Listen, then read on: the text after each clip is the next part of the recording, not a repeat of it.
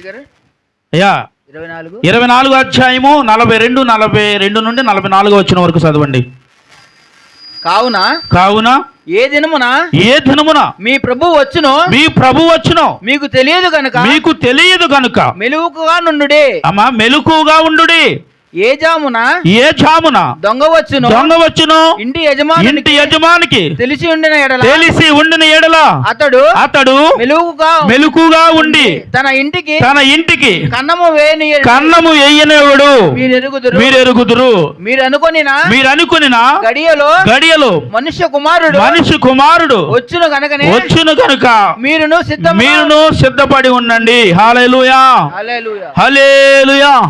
పరిశుద్ధుడా నా కన్న తండ్రి, మీకు వందనాలు, స్తుతులు, స్తోత్రాలు. దయగల దేవా, కృపగల దేవా, మా కన్న తండ్రి, ఇక్కడ ఈ వాక్యమును విత్తుతూ ఉండగా ప్రతి హృదయంలో నీరు అని అంటి కట్టండి నాయన. అయ్యా, అల్పుడును దీనుడును ఎన్నికలేని వాడిని, ఎందుకు పనికిరాని వాడిని ఎన్నుకున్నారు, ఏర్పరచుకున్నారు. మీ ఆత్మను నా మీద సమృద్ధిగా కుమ్మరించి నీ నోటు బోరగా వాడుకోనండి.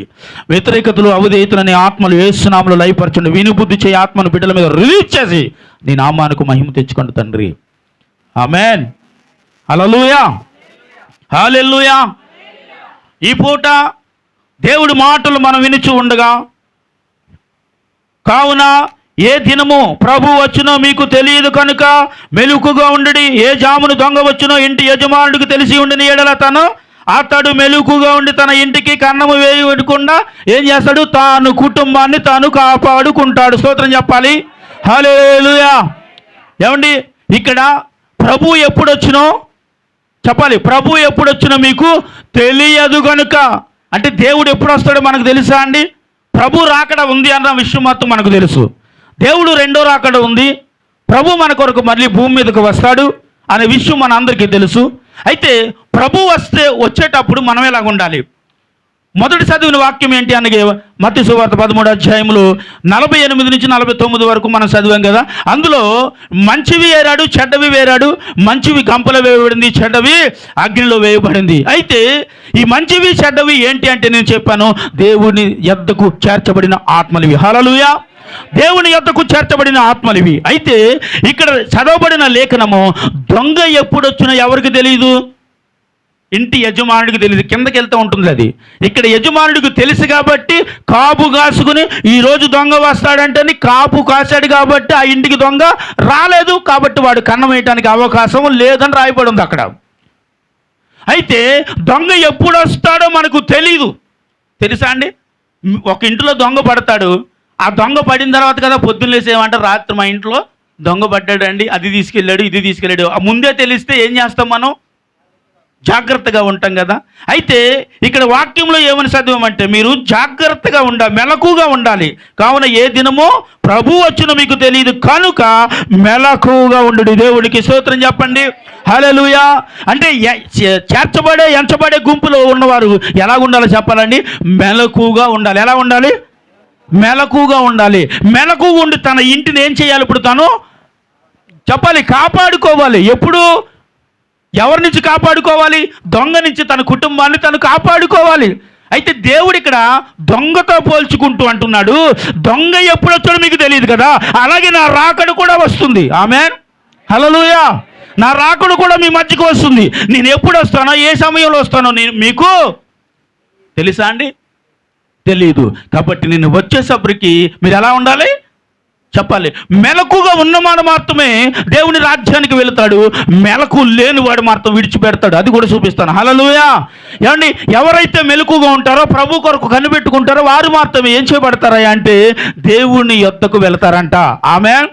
అయితే ఇక్కడ ఒక పనివాడు కూడా ఉన్నాడు. చూడండి, చదవండి. 49 నుంచి చదవండి. 48 నుంచి చదవండి. అయితే దుష్టుడైన ఒక దాసుడు ఇలాగ చెప్పును, నా యజమానుడు ఆలస్యము చేయుచున్నాడని తన మనసులో అనుకుని తన తోటి దాసుడిని కొట్టి మొదలుపెట్టి త్రాగుబోతులతో తినుచూ త్రాగుచుండెను. ఆ దాసుడు కనిపెట్టని దినములోను వాడు అనుకొనని గడియలలోను వాని యజమానుడు వచ్చి వానిని నరికించి వేషధారులతో కూడా వానికి పాలుని ఇచ్చి ఈమించును. అక్కడ ఏడుపును పండ్లు కొరుకుంటూ స్తోత్రం చెప్పాలి. ఇప్పుడు హల్లెలూయా.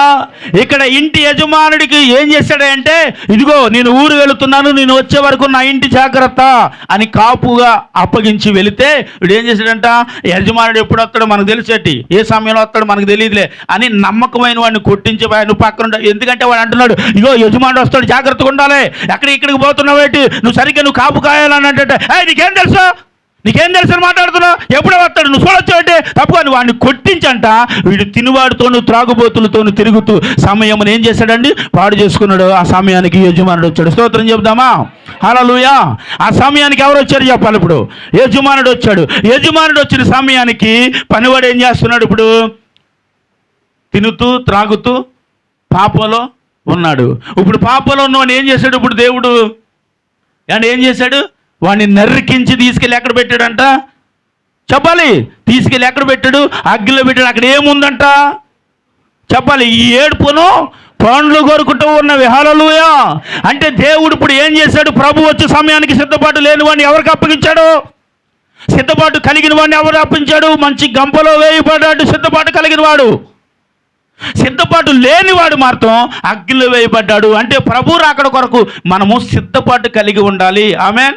సిద్ధపాటు కలిగి ఉన్నాను కాబట్టేనండి రక్షణ పొందాను. సిద్ధపాటు కలిగి ఉన్నాను కాబట్టి మారుమనసు పొందాను.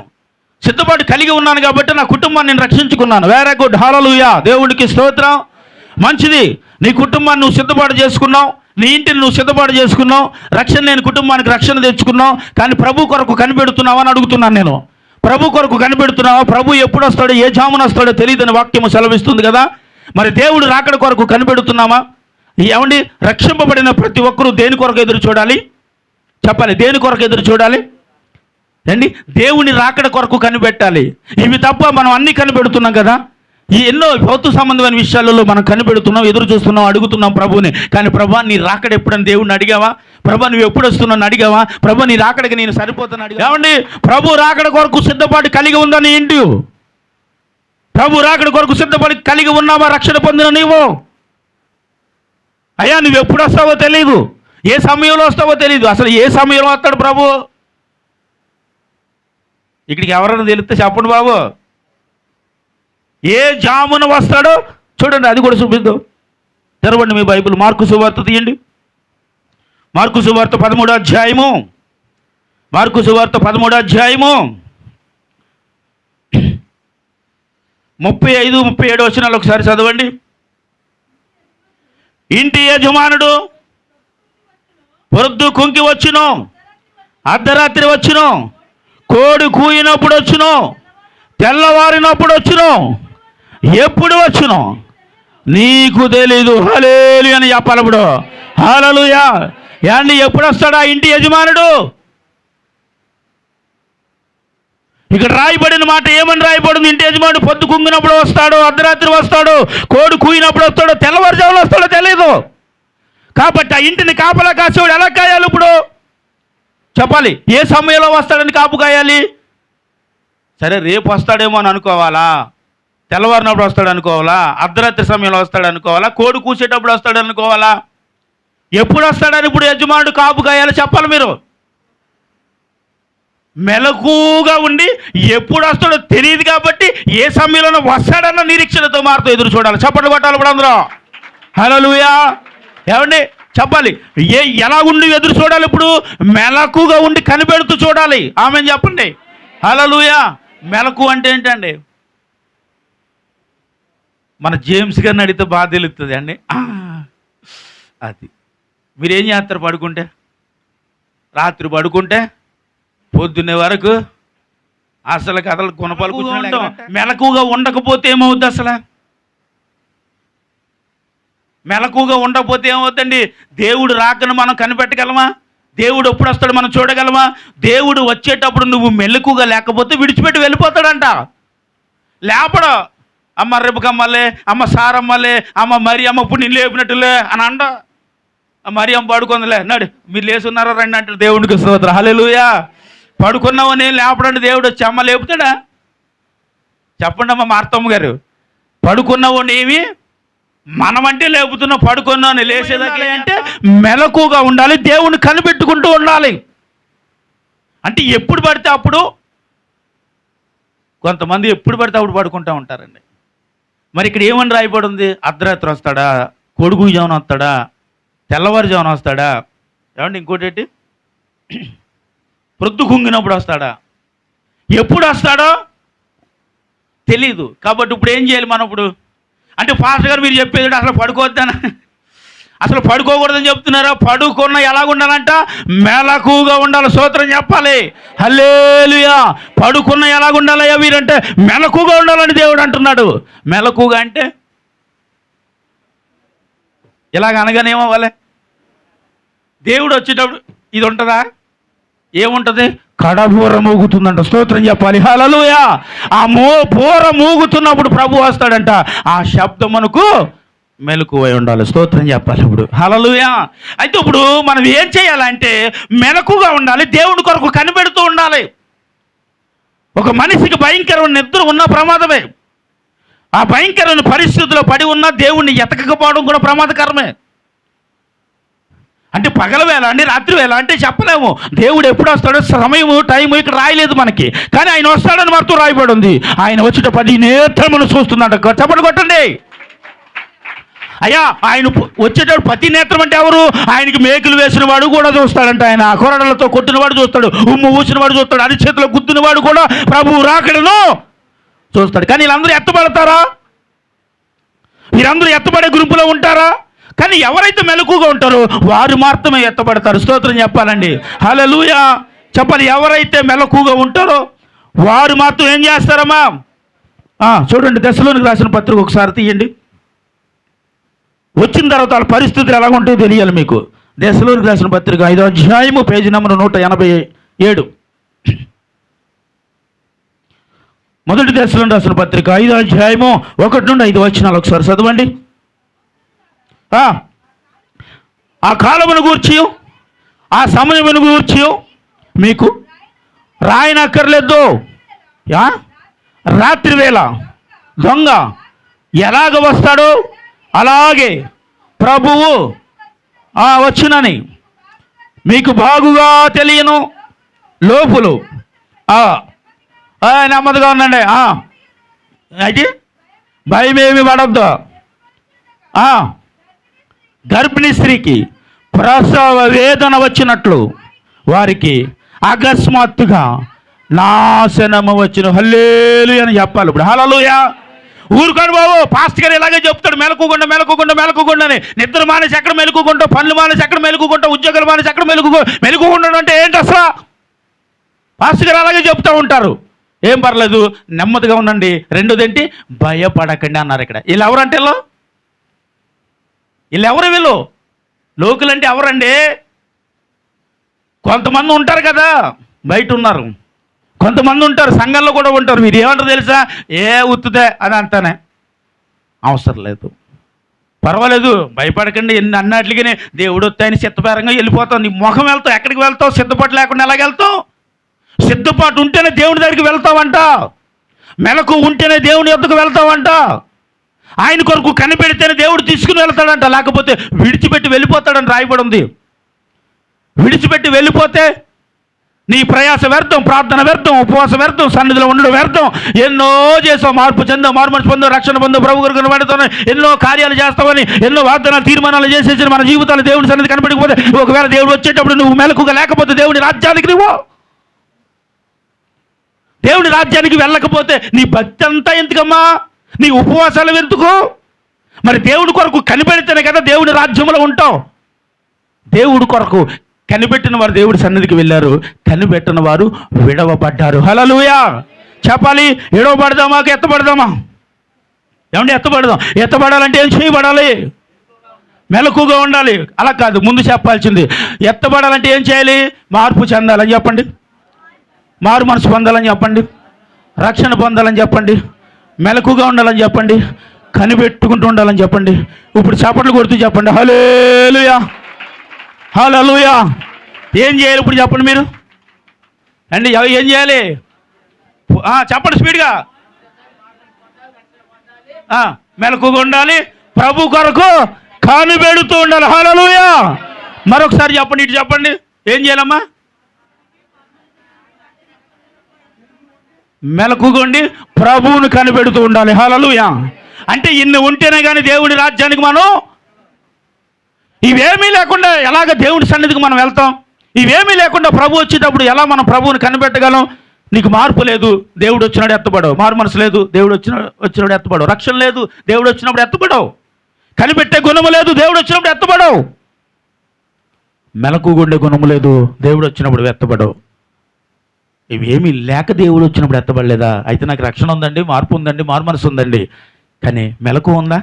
అయ్య బాబోయ్, సరే ఇవన్నీ ఉన్నాయండి. ఏమున్నాయి? మార్పు ఉంది, మారు మనసు ఉంది, రక్షణ ఉంది, మెలకు కూడా ఉంది. ఇప్పుడు ఇంకోటి ఏం లేదు? కనిపెట్టు గుణం ఉందా? హల్లెలూయా. చూసానా? అంటే ఇవన్నీ ఉన్నా ఏమి లేకపోతే మరి దేవుడి దగ్గరికి పోవయ్యా అంటే కనిపెట్టే గుణం కూడా కావాలి. దేనిని కనిపెట్టాలి? ప్రభు రాకడని కనిపెట్టాలి. ప్రతి క్రైస్తవుని జీవితంలో ఒక నిరీక్షణ ఉంటుంది. ఆ నిరీక్షణ ఏంటి? ఎందుకు రక్షణ పొందారండి మీరు? రక్షణ పొందిన వాళ్ళని అడుగుతున్నాను. రక్షణ పొందారు కదా, ఎందుకు పొందారు? ఏం కాదండి ఇక్కడ అది ఇప్పుడు కొట్టండి చప్పట్లో. ఏడు సార్ తడుకుని చెప్తారు. పరలోకమునకు వారసులు కావాలంటే ఏం పొందాలా? అంటే దేవుడి సన్నిధికి చేర్చబడాలంటే ఏం కావాలా? రక్షణ పొందానండి. Very good, thank you. రక్షణ ఉంది, మరి మార్పు ఉందా? ఇదేంటండి రక్షణ ఎలా వస్తుంది? మార్పు లేకుండా రక్షణ వచ్చేసింది. మార్పు లేకుండా రక్షణ వచ్చేసింది. మారు మనసు లేకుండా రక్షణ వచ్చేసింది చాలామందికి. మారు మనసు ఉంది, రక్షణ కూడా ఉంది. Very good. మెలకుగా ఉండే గుణం ఉందా? ఇందాకేమన్నాను? కనిపెట్టే గుణం. ఇప్పుడు ఇంకోటి ఏంటి? మెలకు ఉండే గుణం. అలసిపోయి నీరసకెళ్ళిపోయి రకరకాల ఏ సమస్యలు వచ్చేసి కనిపెట్టే గుణం కోల్పోతున్నాం మనం. దేన్ని కోల్పోతున్నాం? కనిపెట్టే గుణాన్ని కోల్పోతున్నాం. ఎందుకని? మనలో ఉన్న బలహీనతలు, అవిధేయతలు, అసలు దేవుడు రాకడు ఉందన్న విషయాన్ని కూడా మర్చిపోయి ఏమీ తెలియకుండా భయంకరమైన అవిధేయత దేవుడిని కనిపెట్టకుండా చేస్తుంది. ఏం చేస్తుంది? దేవుడు రాకడని ఎతకకుండా చేస్తుంది. ఈరోజు ప్రతి క్రైస్తవుడిని అన్నాను కదా, దేని కొరకు నిరీక్షణ అంటే దేవుని రాకడ కొరకు ఒక నిరీక్షణ. ఆమె చెప్పండి హల్లెలూయా. నా ప్రభు వస్తాడు, నా ప్రభు నన్ను చెప్పాలి తీసుకుని వెళ్తాడు. చెప్పాలి, ఎవరు తీసుకెళ్తారు? నా ప్రభు నన్ను తీసుకుని వెళ్తాడని ఒకే ఒక నిరీక్షణ ప్రతి ఒక్కరి జీవితంలోనే ఉండాలి. ఆమేన్, హల్లెలూయా. ఇలాంటి నిరీక్షణ కలిగిన ప్రతి కుటుంబమును దేవుని రాజ్యములో ఉంటారు. వారు వచ్చేటప్పుడు ఎత్తబడతారు. స్తోత్రం చెప్పాలి. మరి దేవుని రాజ్యములో ఉండాలి, మెలకుగా ఉండాలి, ఏమండి, సిద్ధపాటు కలిగి ఉండాలి, రక్షణ కలిగి ఉండాలి. ఇవన్నీ కలిగి ఒక మనిషి జీవితం దేవుని సన్నిధిలో ఉండాలి అంటే మరి దీని అంతటికి ఏం కావాలయ్యా? ఏం కావాలి? ఏముంటేని? దేవుడి మీద నిరీక్షణ ఉంటే అన్ని చేయగలం. హల్లెలూయా. దేవుడి మీద నిరీక్షణ. ఎందుకంటే నా కొరకు ఒక వ్యక్తి చెప్పండి, అంతేనండి. పెళ్లి కుమార్తె ఎవరి కొరకు ఎదురు చూస్తుందంటండి? పెళ్లి కుమార్తెగా చేయబడినప్పుడు పెళ్లి కుమారుడు కొరకు ఎదురు చూస్తుంది. అంటే ఎలా ఎదురు చూస్తుందండి? ఎలా ఎదురు చూస్తుంది సార్? దేవునికి స్తోత్రం. అంటే నేను ఇంకో రీతిగా చెప్తాను వినండి. పెళ్లి కుమార్తె పెళ్లి కుమారుడి కొరకు ఎలా ఎదురు చూస్తుందంటే చాలా ఆశ పెట్టుకుని ఎదురు చూస్తుంది. ఏమని ఎదురు చూస్తుందండి? చాలా ఆశ పెట్టుకుని నా కొరకు ఒకరు వస్తున్నారు, నన్ను తీసుకువెళ్ళటానికి వస్తున్నాడు, నన్ను మోసుకు వెళ్ళటానికి వస్తున్నాడు అని పెళ్లి కొడుకు కూడా ఏమా మోతం తెల్లారుజాము 4 కదా కాసేపు పడుకోమంటారు. పెళ్లి కూతురు ఏమంటది? సిగ్గేస్తుంది పాస్టర్ గారికి. పడుకోమ్మా, మోతం ఇంకా చాలా టైం ఉంది కదా, కాసేపు పడుకో తల్లి, మళ్ళీ పెళ్లి టైంకి నీరసవద్దు అంటారు వీళ్ళు. ఈయనేమంటది? పర్వాలేదమ్మా, పర్వాలేదు డాడీ. ఎందుకంటే చెప్పలేదు పాప. ఏం చేస్తుంది ఈమె? ఎదురు చూస్తుంది. ఎవరి కొరకు? ఎక్కడుండి ఎదురు చూస్తుంది చెప్పండి? చెప్పాలి, ఎక్కడుండి ఎదురు చూస్తుంది? విడిది ఇంట్లో ఉండి ఎదురు చూద్దని చెప్పడానికి ఇడిది లేవలేదట మీకు. దేవునికి స్తోత్రం. మాకు ఇడిదిల్లు ఇచ్చారు, ఒక పెంకిటిల్లు. దేవునికి స్తోత్రం. హల్లెలూయా. అక్కడికి చాలామంది వస్తారు తెలుసండి, పెళ్లి కూతురిని పెళ్లి కొడుకుని చూడడానికి. ఎందుకు వస్తారు? పెళ్లి కూతురు ఎలాగుందో, పెళ్లి కొడుకు ఎలాగ ఉన్నాడు అని చూడడానికి చాలామంది వస్తారు. ఎగతాళి చేస్తుంటారు, ఎటకారం చేస్తుంటారు. చేస్తారండి, చేయరా? దేవుడు సన్నిధిలో ఉన్న మిమ్మల్ని చూసుకోండి, చాలామంది ఎగతాళి చేస్తాడు. ఓ ఊరికారా, ఈడికి అసలు దేవుడు వస్తాడంట, వీడి కోసం దేవుడు వస్తాడు, తీసుకెళ్తాడు. ఈడుగు నిరీక్షణ. ఈ ముఖానికి ఎవరు వస్తారంట? పెవ్వు వచ్చేస్తాడంట. కన్ని పెట్టుకుని ఎదురు చూస్తున్న పెళ్లి కుమార్తె కొరకు పెళ్లి కొడుకు వచ్చాడా లేదా? ఈరోజు దేవుని సంఘముగా పిలువబడుతున్న మీరందరూ ఇది ఇంటి నుండి ఎదురు చూసుకుండగా ఎక్కడ ఎవరు వస్తారండి? ప్రభు రాకడ మన మధ్యకు వస్తుంది. వచ్చేటప్పుడు మన అందరము ఎత్తబడాలి. ఆమె చెప్పాలి ఇప్పుడు. హల్లెలూయా. మనందరము ఎత్తబడాలి. ఎత్తబడకపోతే కానీ విడిచిపెట్టబడతాం. ఎత్తబడాలంటే ఆ పెళ్లి కూతురు అలాగా సమయం అయ్యే వరకు ఎదురు చూస్తూనే ఉంటుంది. నాకైతే అసలు నిద్ర పట్టలేదు తెలుసండి. అయ్యగారి దగ్గరికి నిజం, నాకైతే నిద్ర పట్టలేదు. అమ్మగారి దగ్గరికి ఎప్పుడు తీసుకెళ్తారు వీళ్ళు, ఎప్పుడు చూడాలి అమ్మగారిని. ఎందుకంటే అప్పుడు 6 నెలలు అయిపోయింది. చూసి ఎలాగుందో అసలు మనిషిని పెళ్లి పీటలం కూర్చోబెట్టి అబ్బాయి ఈమె కాదు అసలు మార్చేసారు అంటే నేను. నిజమండి, 6 నెలల తర్వాత చూస్తే అలాగ ఉంటుంది. అందుకనే ఈ మధ్యకాలంలో ఏం చేస్తున్నారు? వెంటనే పెళ్లి చూపులు, నెల ఆగడం, పెళ్ళి, అంతే. అన్నీ అయిపోతుంది. పెళ్ళి అయిపోతుంది, 4 రోజులకి పెళ్ళి అయిపోతుంది, తిరిగి మరుగులు అయిపోతుంది, అన్నీ అయిపోతుంది. ఏమీ లేదు, పక్కన కూర్చోండి అదిగా అన్ని రోజులు వచ్చేస్తున్నాయి 4 రోజులకే. ఏమే బంగారం? హల్లెలూయా. 4 రోజులకి ఏమొచ్చింది? సంవత్సరం తర్వాత చూసింది. నేను చూసిన తర్వాత అమ్మా అంత తేలికైపోతుంది. ఏమో అబ్బరం గారు అంతలో పోతుంది, గుర్తొద్దురేటి.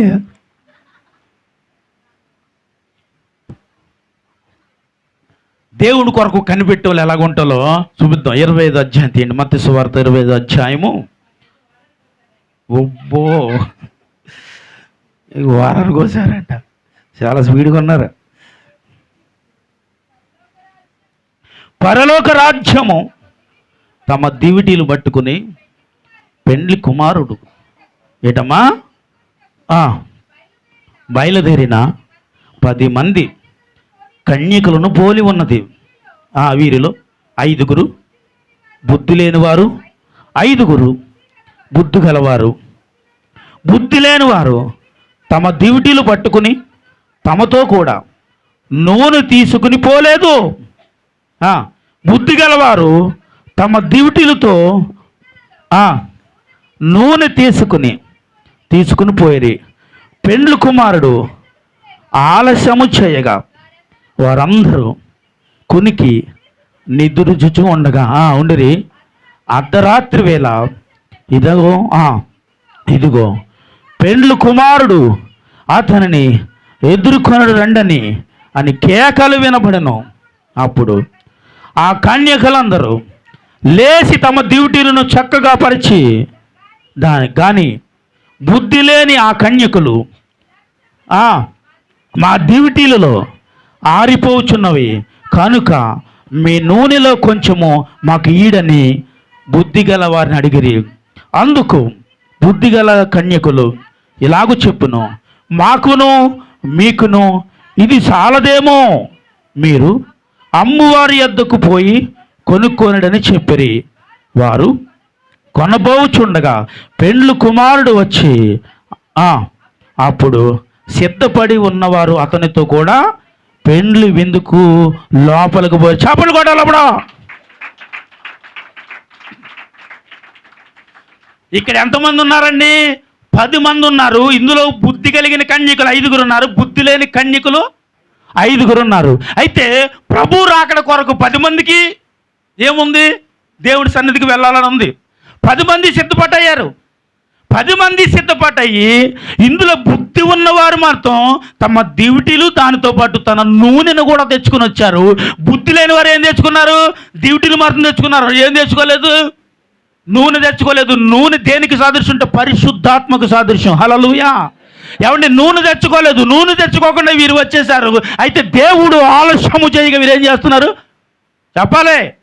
నిద్రపోతున్నారు. ఆ సమయంలో దేవుడు పెళ్లి కుమారుడు వచ్చుచున్నాడని కేకలు వినబడి బుద్ధి కలిగిన కన్యకులు 5 లేచి దేవుణ్ణి ఎదుర్కొని వెళుతూ ఉండగా బుద్ధి లేని వారు పరిగెత్తుకొచ్చి, బాబు మా డ్యూటీలో ఏమైపోయింది, నూనె లేదు. ఎందుకంటే నూనె అయిపోయింది. ఎందుకని చెప్పాలి, తెచ్చుకున్నదే కొంచెం. ఏం చేశారు వీరు, వెలిగించి పెట్టుకున్నారు. పాప వెలిగించి పెట్టుకుంటే అయిపోయి ప్రభు వచ్చే సమయానికి ఏమి లేదు వీళ్ళకే. నేను అంటాను, వీరు రక్షణ పొందినప్పుడు, మారు మనసు పొందినప్పుడు ప్రభు కొరకు చాలా జాగ్రత్తగా కనిపెట్టుకుని ఉంటారు. కానీ వాళ్ళ జీవితం కొన్ని రోజులు అయ్యేసరికి ఏమవుతుందో చర్చించండి, కొద్దిగా ఆత్మీయత కోల్పోతూ ఉంటారు, కొద్దిగా ఆలస్యం చేస్తుంటారు, కొద్దిగా పర్వాలేదు ఇద్దరిని బ్రతికిస్తూ ఉంటారు. అయితే ఇలాంటి వారు ఈ 5. అయితే ఈ 5 మనం పోల్చి మనం చూస్తే దేవుని కొరకు పర్వాలేదులే ఎప్పుడో వస్తాడు అనే ఆలోచన కలిగి వీరు ఉన్నారు కాబట్టి దేవుణ్ణి ఎదుర్కోలేకపోయారు. కానీ ఇంకొక 5 ఉన్నారు. వీరు తమ దివిటీలను తమ నూనెను కూడా తీసుకుని చేంజ్ చేస్తున్నారు, ప్రభు కొరకు కనిపెట్టుకుంటూ కూర్చున్నారు. స్తోత్రం చెప్పండి. ఎవరి కొరకు? ప్రభు కొరకు కనిపెట్టుకున్నారు. ప్రభు వచ్చాడు. ప్రభు వచ్చిన వెంటనే దేవుణ్ణి ఎదుర్కొని ఉన్నప్పుడు ఈ బుద్ధి లేనిలో అమ్మ మాకు కొద్దిగా ఏం కావాలా, కొద్ది నూనె కావాలని అడుగుతుంటే వీళ్ళు ఏమంటున్నారు, మాకును మీకును ఇది ఏంటి సరిపోదు, కాబట్టి అమ్మేవుల దగ్గరికి వెళ్ళండి. పవిత్రంగా పరిశుద్ధంగా దేవుని కొరకు ఒకవేళ కనిపెట్టుకుంటూ ఉంటే దేవుడు రాకడ వచ్చేటప్పుడు ఎత్తబడతారు. స్తోత్రం చెప్పి చప్పట్లు కొట్టాలి. హల్లెలూయా. అయితే వీరు ఎవరయ్యా దేవుడి దగ్గరికి ఎత్తబడిన వారంటే బుద్ధి. ఎత్తబడలేని వాళ్ళు ఏమి లేదు, బుద్ధి లేదు. దేవుడు స్పష్టంగా అంటున్నాడు, వీరు బుద్ధి లేని కన్యకులు కాబట్టి వీరు దేవుడి కొరకు కనిపెట్టలేదు, కాబట్టి పవిత్రంగా బ్రతకలేదు, పరిశుద్ధంగా బ్రతకలేదు, ప్రభు కొరకు కనిపెట్టలేదు, మెలకుతనం లేదు. వీరు నిద్రించుతున్నారు దేవుడు వచ్చే సమయానికి, మెలకుతనం లేదు. మెలకుగా ఉన్న వీరు మాత్రం ఏం చెప్పారంటే దేవుడు రాకడ వచ్చినాడు, ఇంకో మన ప్రభు వచ్చుచున్నాడు, పెళ్లి కుమారుడు వచ్చుచున్నాడు. పెళ్లి కుమార్తె ఏం చేసిందండి, పెళ్లి కుమారుని ఎదుర్కొన్నప్పుడు ఆయన ఎత్తుకుని తీసుకెళ్ళి ఎక్కడ తీసుకువెళ్ళిపోయాడు చెప్పాలి, తన రాజ్యంలోనికి అంటే పెళ్లి విందులోనికి తీసుకుని వెళ్ళిపోయాడు. చప్పట్లు కొట్టేసాను, మనం అయిపరచాలి. మెలకుగా ఉన్నవారిని తీసుకెళ్ళాడండి, ఇంకొకటి బుద్ధి కలిగి ఉన్నవారిని తీసుకెళ్ళాడండి, మరొకటి నూనెతో సిద్ధపాటు కలిగి ఉన్నవారిని తీసుకెళ్ళాడండి. నేను అన్నాను కదా, నూనె దేనికి సాదృశ్యం, పరిశుద్ధాత్మకు సాదృశ్యం. అంటే పవిత్రంగా దేవుడి కొరకు కనిపెట్టి వారిని దేవుడు తీసుకెళ్ళాడా లేదా, దేవుడి కొరకు కనిపెట్టి వారిని మాత్రమే దేవుడు తీసుకెళ్తాడు. ఆలస్యం చేయి వారిని, పర్వాలేదులేని అనుకున్న వారిని, అంతేమీ లేదులేండి అని అనుకున్న వారిని, అసలు దేవుడు రాకడ ఉందా అని అనుకున్న వాళ్ళందరూ ఏం చేయబడతారు అంటే వారు విడవబడతారు దేవుడి చేత. నీ భక్తి వ్యర్థం, ఉపవాసం వ్యర్థం, రక్షణ వ్యర్థం, నీ మారు మనసు వ్యర్థం, ఇవన్నీ వ్యర్థమే.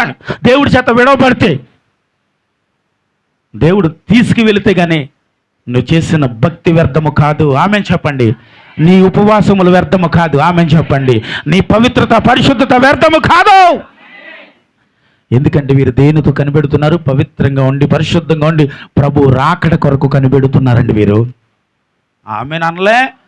హల్లెలూయా. దేవుడు రాకడ కొరకు కనిపెడుతున్నాడు కాబట్టి దేవుడు వచ్చి వారిని తీసుకెళ్లారు. కనిపెట్టలేని బుద్ధి లేక, పవిత్రత లేక, పరిశుద్ధత లేక, ప్రభు కొరకు ఎతకక, మెలకుతనం లేక, ఒకవేళ మనం ఉంటే ఏం చేయబడతాం చెప్పాలి మీరే. చెప్పడానికి భయం, ఎలాగంటే వదిలేసి వెళ్ళిపోతాడు బాబాయ్ కదా. దేవుడు వదిలేసి వెళ్తాడు నన్ను అన్నారు అనుకోండి, పైన ఏమన్నా ఆమెను అనేస్తాడేమో దేవుడు అని భయం వీళ్ళకి. చెప్పండి, పవిత్రంగా పరిశుద్ధంగా ప్రభు కొరకు కనిపెట్టుకున్న వారు ఏం చేయబడతారు. ఇది మాత్రం స్పీడ్గా చెప్పారా, చూసారండి. మంచి ముందు చెప్తారు, చెడి బేసి చెప్పరు. అంటే ఆమెను అనేసి వాళ్ళు ఉంటారంట. మీ భాషలార్థంలో చెప్పండి, తథాస్తు దేవతలు ఉంటారంట. వాళ్ళ తథాస్తు అన్నారంటే ఏమవుద్ది, ఈ తథాస్తు దేవతలు ఉంటారని ఎవరెవరు నమ్ముతున్నారు, నమ్మట్లేదా? ఒకప్పుడు నమ్మారు కదమ్మా. ఆమెను అనేవారు ఉంటారు. ఏ మాటకే చెప్పాలి, నువ్వు దీవించబడుదువుగాక, ఉన్నారా, నువ్వు శపింపబడుదువుగాక అన్నప్పుడు కూడా మీరు అనరేమో. ఏమండి, మీరంటే నువ్వు అన్నట్టుగా ఆమెనంటారు. హల్లెలూయా చెప్పాలి. ఇప్పుడు దేవుడు తథాస్తు అంటాడా లేకపోతే ఆమెనంటాడా? తథాస్తులు నమ్మకండి. దేన్ని నమ్మాలి? తథాస్తులు నమ్మితే పటాసుల్లో వెళ్తారు. దేన్ని నమ్మాలి మనం? దేవుడి నోట నుంచి వచ్చే మాటను బట్టి దేవుడు మిమ్మల్ని ఏం చేస్తాడంట? అంతే. శపించువాడు కాదు కదా, అన్యాయం చేయవాడు అసలు కాదు. ఆమె హల్లెలూయా. కాబట్టి ఎవరైతే ప్రభు కొరకు ఎదురు చూస్తున్నారో అన్నప్పుడు, నేను ఎదురు చూస్తున్నానని చెప్పండి, అందరూ చెప్పండి. దేని కొరకు? ప్రభు రాకడ కొరకు. మరి ఎదురు చూసేవారు ఎలా ఉండాలి? ఇప్పుడు ఏమంటే ఎలా ఉండాలి చెప్పాలి?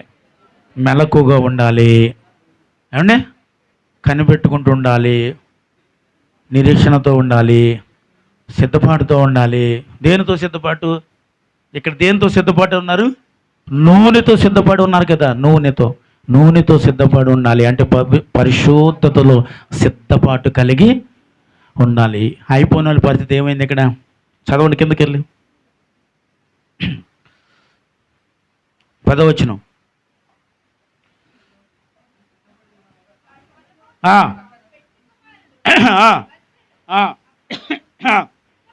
సిద్ధపడి ఉన్నవారు అతనితో కూడా పెండ్లి విందుకు పోయిరి. అంతటా తలుపు వేయబడును. ఆ తరువాత తక్కిన కన్యకులు వచ్చి ఇలాగూ చెబుతున్నారు, అయ్యా అయ్యా మాకు తలుపు తీయడని అడుగగా అతడు ఇలాగూ చెప్పును, మిమ్ము ఎరుగనని మీతో నిశ్చయముగా చెప్పుతున్నాను, ఆ దినమైన ఆ గడి అయినను మీకు తెలియదు కనుక ఏం చేయాలి? స్తోత్రం అని చెప్పండి. ఇప్పుడు ఏ దినము ఏ గడియ తెలియదు.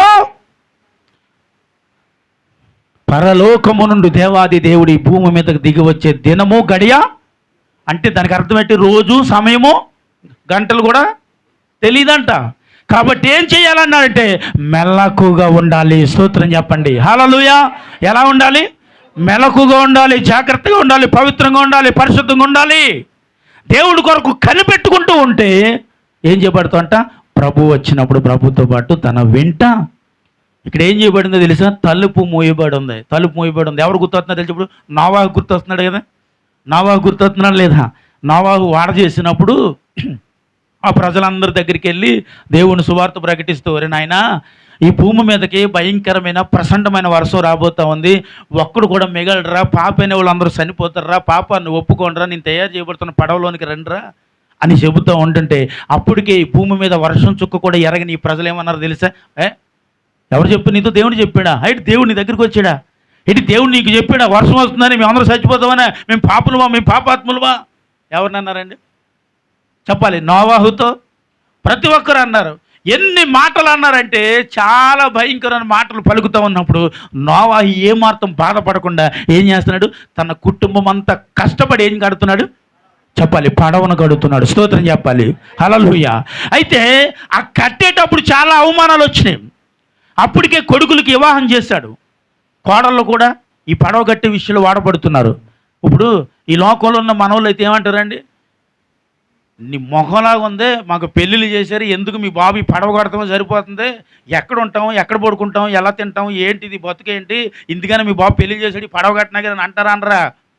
అంటారండి. ఇప్పుడు ఏమంటారు తెలుసా అండి? మీ బాబు ఏమి ఇచ్చాడు? ఎవరు? మీరు కదండి. ఇక్కడ మీ బాబు ఏమి ఇచ్చాడు? రోజులు మీ రోజులు అయిపోయినాయి, ఇంకా మన రోజులు ఉన్నాయి. ఇప్పుడు మీ బాబు ఏమి ఇచ్చాడు? మీ చెల్లికి ఇచ్చాడు, మీ అక్క ఇచ్చాడు, నీకేమన్నా ఇచ్చాడా అంటున్నారండి? అంటలేదా? మన వాళ్ళు అలాంటి కాదండి. దేవుడికి స్తోత్రం. హల్లెలూయా. ఏమండి? మీ అక్కలకి ఇచ్చాడు, మీ తమ్ముడికి ఇచ్చాడు, అందరికి ఇచ్చాడు, నీకు మాత్రం. అందుకేనయ్యా యాకోబు ఎవరిని ప్రేమించింది చెప్పాలి? తల్లి ప్రేమించింది. ఏసావు ఎవరిని ప్రేమించారు? ఇసాకు ప్రేమించాడు. అందరిని ప్రేమించలేమండి. కాబట్టి నువ్వు అంటే ఇష్టం లేదా మీ అమ్మకి, మీ బాబుకి? అందుకని ఏమోలా ఆ రోజు నోవాహుతో తన కోడల్లో ఈ మాట అన్నారా? ఈ పడవ పని మేము చెయ్యము, ఈ పడవ కట్టడానికి మేము వాడబడము, ఇన్ని సంవత్సరాలు మా జీవితం అంతా సరిపోయేలా చేశాడు మీ బాబు వచ్చే అని నోవాహుతో అనడిగో, నీ తండ్రితో మాట్లాడిన మాట నెరవేర్చినట్లుగా మేము ఈ వాడ కట్టడానికి సహాయపడతాం. చెప్పండి కొట్టాలా? కుటుంబం అంతా కష్టపడి ఆ పడవ తయారు చేయబడినప్పుడు అండి ఆ పడవ అంతా సిద్ధపడి అయిపోయింది. ఇదిగో నువ్వు ఆజ్ఞాపించు, ఒక్కొక్క జంతువు 2 జంతువులు ఇందులోనికి ఆహ్వానించు, ఏదైతే వస్తాయో బ్రతుకుతా. ఒరు బాబు వెళ్ళి మళ్ళీ ఒకసారి ప్రకటిస్తూ, ఒరు బాబు వర్షం వచ్చేస్తుంది, ఇంకెన్నో రోజు సమయం లేదంటే వర్షం వర్షం వర్షం అంటూ అటు వర్షం అంటే తెలియదండి. అప్పుడు కలకి వర్షం అదే ఫస్ట్ బట్ వర్షం పడింది ఏంటండి, ప్రచండ వర్షం అంట. చెత్తగొట్టేసింది, మొత్తం ఏం చేసింది, ముంచేసింది. వర్షం స్టార్ట్ అయినప్పుడు అబ్బో ఎప్పుడు కొరలేదు, చల్లు కొడుతున్నట్టు ఉంది వాళ్ళకి. మంచు పడుతుంది కదండి, మంచు పడుతున్నట్లు ఎంజాయ్ చేస్తున్నారు. కొద్దిగా రేజ్ అవుతుంది, కొద్దిగా ఎంజాయ్ చేస్తున్నారు. పాపం చేస్తాడు ఇలాగ ఉంటుంది కదా, కొద్దిగా మొదలు పెట్టినాడు ఏమనిపిస్తుంది, సరదాగా ఉంది, ఎంజాయ్ చేసేస్తున్నట్టు ఉంటుంది. ఆ తర్వాత మునిగిపోయిన తర్వాత ఏమనిపిస్తుంది, బాబు ఇది ఇడిసి బయటికి రావాలనిపిస్తుంది. కానీ ఇప్పుడు ఏమనిపిస్తుంది తెలుసా, వర్షం ఎక్కువైపోతుంది. అమ్మో ఇప్పుడు ఏం చేయాలి, ఇప్పుడు ఎక్కడికి వెళ్ళాలి, ఇప్పుడు పర్వాలేదులే పీకల దాకా ములిగేదాకా కూడా ఏం చేస్తున్నారు, తగ్గుతుందని చూస్తూనే ఉన్నారండి. ఇంకా దేవునికి స్తోత్రం. పీకల దాకా ములిగిపోయారు. ఇంకెక్కడికి వచ్చేస్తుంది ఇప్పుడు, నోటి దగ్గరికి వచ్చింది, నోటి దగ్గర నుంచి ముక్కు దగ్గరికి వచ్చింది, ముక్కు దగ్గర నుంచి కళ్ళ దగ్గరికి వచ్చింది, కళ్ళ దగ్గర నుంచి మొత్తం ముంచేసింది. దేవునికి స్తోత్రం. హల్లెలూయా. ఈ ములిగేదాకా ఏమంటున్నారు తెలుసా అండి, పర్వాలేదులే ఇప్పుడన్నా అవుతుంది, పర్వాలేదులే ఇప్పుడన్నా తగ్గుతుంది. ఇదేంట్రా బాబు ఎప్పుడు చూడలేదు ఇలాగొచ్చేస్తుంది. దేవుడు మాటను ప్రకటించబడిన నోవాహును ఎగతాళి చేయబడిన ఏమైంది, దేవుడు వాక్యాన్ని బోధిస్తున్నా ఈరోజు వింటున్నా మీకు ఏమైంది, దేవుడు మాటను వింటున్నా అయ్యో భయంకరమైన దేవుని ఉగ్రత వస్తుందంట, ఒక దినము మనం నాశనం అయిపోతున్నామంట. కాబట్టి మనము ముందే మార్పు పొంది రక్షణ పొంది ప్రభు కొరకు బ్రతుకుతూ మెలకుగా ఉండి ఒకవేళ కనిపెడితే దేవుని రాజ్యానికి వెళతామంట అని ఒకవేళ ఆ దినము వారు తెలుసుకుని ఉంటే నోవాహు చేయబడిన పడవలోనికి వాళ్ళు కూడా ప్రవేశించుతురా లేదా, ప్రవేశించలేదు. పర్వాలేదు తగ్గుతుందిలే ఆగండి అంటే ఏమయ్యా పిల్లలు మునిగిపోతున్నారయ్యా, ఆ పర్వాలేదులే భుజం మీద ఎత్తుకో తగ్గుతుందిలే, ఏం పర్వాలేదు. ఎందుకంటే ఇటు రోసంతో ఏమన్నాడు చెప్పాలి, రోసంతో ఏమన్నా తెలుసా, ఊరుకోవయ్యా దేవుడు నీతో చెప్పాడు కానీ నువ్వు పడవ కట్టగానే నువ్వు పట్టిన గడవలోకి వచ్చేయాలి, మేము దేవుడు నీతో చెప్పాడు, నీ మొహం చెప్పాడు అన్నాడు కదా. కాబట్టి ఇప్పుడు ఇటు మునిగిపోతున్నా ఏం చేయాలి, ఇప్పుడు సిగ్గుండాలి కనుక. కాబట్టి సిగ్గుతో ఏం చేస్తాడంటే పిల్లలు మునిగిపోతున్నా భుజాల మీద ఎత్తుకుని పాపం కాపాడుకుంటాడు. ఎంతసేపు కాపాడుతావు నువ్వు, ముందు చెప్పబడిన మాట ఏమైంది అక్కడ, ఒరు మునిగిపోతుందిరా, ఈ ప్రాంతం అంతా మునిగిపోతుంది, అందరూ చచ్చిపోతారా బాబు. రెండు మాటలు గుర్తుంచుకుని ఆ వర్షం వచ్చేటప్పుడు కూడా అయ్యో ఎలాగెళ్తాం, ఏ ముఖం పెట్టుకుని వెళ్తామండి. నోవాహు గారు దినం చెప్పినప్పుడు ఏం చేస్తాం మనం, ఎగతాళి చేసాం, ఎటకారం చేసినా ఇంకా ఎందుకంటే వారికి ఏం చెల్లట్లేదు, ఇప్పుడు మొఖం చెల్లట్లేదు అక్కడికి వెళ్ళటానికి. అయ్యా పిల్లలు మునిగిపోయారయ్యా అంటుంది భార్య పక్క నుండి. అయ్యో మునిగిపోయారా, సరే కాసేపు అలహా ఓపుకు పెడుతుంటే భార్య మునిగిపోతుంది. ఇంక అన్నీ పోయిన తర్వాత ఇంకేం చేస్తాం, ఈడు మునిగిపోయాడు. మొత్తం కొన్ని కోట్ల ప్రజలు నశించిపోవటానికి కారణమైంది. హల్లెలూయా. ఎవరైతే చేర్చబడ్డాడు ఈరోజు మనందరం ఇక్కడ ఉన్నామండి. కాబట్టి ఇంకనైనా ఇప్పుడైనా మనం మేలుకోవాలి, దేవుని ఉగ్రత దినాన్ని తెలుసుకోవాలి, దేవుడు ఎలాంటి పరిస్థితుల్లో మనల్ని రక్షించాడో కాపాడాడు ఇక్కడ నిలబెట్టాడో మనం తెలుసుకుని ఇప్పటికైనా ప్రభు కొరకు మారు మనసు పొంది రక్షణ పొంది ప్రభు కొరకు కనిపెట్టుకుంటాం. మెలకుగా ఉంటూ దేవుడి కొరకు ఒకవేళ కనిపెడితే బుద్ధి కలిగి కన్యలకవలే దేవుని రాజ్యం ఈ భూమి మీదకి వచ్చినప్పుడు, అనగా దేవుడు ఈ భూమి మీదకి వచ్చినప్పుడు ఖచ్చితంగా మనందరం ఎత్తబడతామని చెప్పి చెప్పని కొట్టాలి. భయపచ్చలబా నేను ఇద్దరికో దండమే తల్లి, ఎందుకమ్మా అంత నిద్ర వచ్చేస్తుంది. హల్లెలూయా. 2 వారాలు అయింది పాపం చచ్చిమా అనేసి. ఆ మనవరాలు ఏదో ఫంక్షన్ అంటే వెళ్ళింది. ఏమెట్టారమ్మా, రోజు తలకాయలు వేస్తుంటారు పాపం. ఇంకా అవ్వలేదా, అవ్వకుండానే 2 వారాల ముందు వెళ్ళిపోయావా. పాపం ఇక్కడ కూడా పెద్ద దిక్కు ఎవరు లేరని చూస్తున్నాం అమ్మా. 2 వారాల నుంచి మరి అమ్మగారు యోసేపు గారు రావట్లేదని చూస్తున్నాం. ఈ వారం అన్న వచ్చారు, వందనాలు. హల్లెలూయా. అదే ఎవరు చెప్పరా. హల్లెలూయా.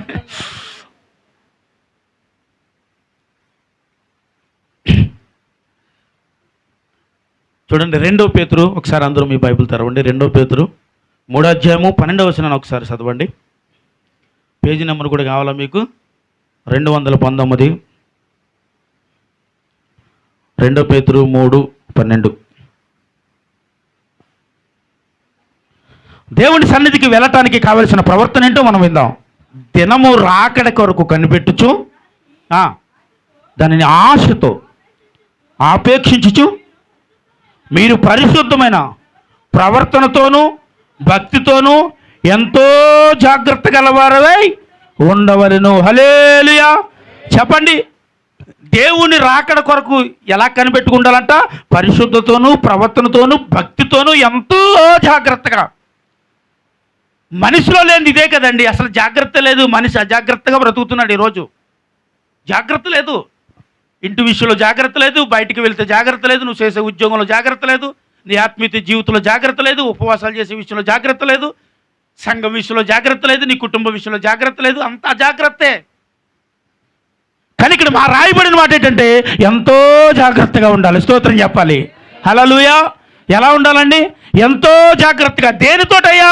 పరిశుద్ధతోనూ మంచి ప్రవర్తనతోనూ భక్తితోనూ జాగ్రత్త కలిగి మెలకుగా ఉండి ఎదురు చూడాలి. స్తోత్రం చెప్పండి. హల్లెలూయా. ఇప్పుడు వీరు దేనితో చూశారయ్యా? పవిత్రంగా పరిశుద్ధంగా ఉండి మెలకుగా ఉండి ఎదురు చూశారు కాబట్టి 5 కన్యకులు దేవుని భోజన బల్ల దగ్గరికి చేర్చబడ్డారు. స్తోత్రం చెప్పి చప్పట్లు కొట్టాలా?